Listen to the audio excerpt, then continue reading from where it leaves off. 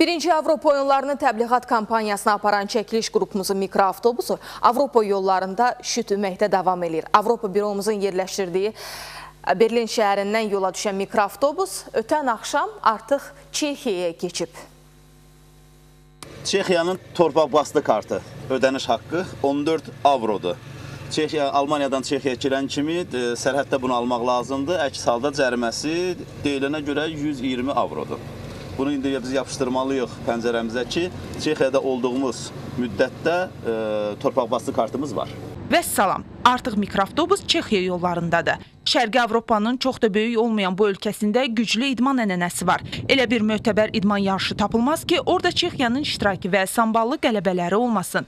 Bu barədə sonra danışacağıq. Hələlik isə təbliğat kampaniyası üçün mikroavtobusla Çexiyanın az qala bütün dünyada məşhur olan Karlovy şəhərinə yollanırıq. Paytaxt Praqadan dəfələrlə kiçik, amma onun qədər məşhur olan Karlovy şəhəri.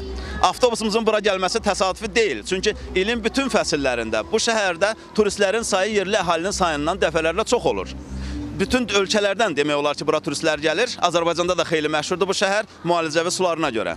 Nəyi təbliğ edəcəyimizi deyəndən sonra Çex polisi mikroavtobusun yalnız xüsusi avtomobillərin girməsinə icazə olan yerdə dayanmasına şərait yaratdı.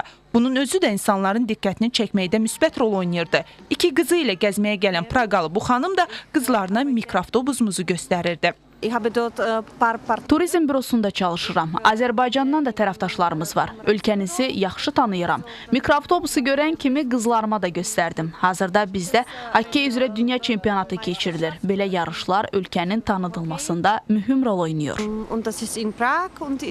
Bəli, gözəl turizm və idman ənənəsi olan Çexiyada belə yarışların əhəmiyyətini yaxşı anlayırlar. Biz də işimizə davam edirik. Yolumuz paytaxt Praqayadır. Şahin Abbasova, Günrəddinova, Mirislam Əhmədoğlu, ATV Xəbər, Çexiya.